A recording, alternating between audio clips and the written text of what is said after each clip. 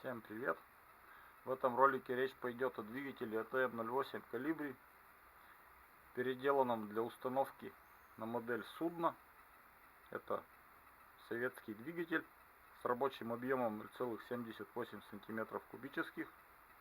Диаметр цилиндра в нем 10,5 мм. Ход поршня 9. Так вот он выглядит. Установил я на него кольцевой коллектор, рубашку охлаждения. Значит, переделал винт контур поршня, поставил резьбу с шагом 0,5 мм, изготовил маховик. В общем, примерно так вот это все должно устанавливаться сюда.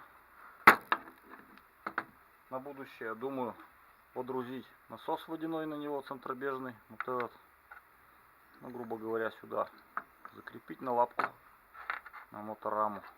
В общем, Колибри — это младший собрат таких вот двигателей семейства Стриж. И еще Сокол был. Вот этот 1,5 кубика, тот был 2,5. Смотрим, что получается.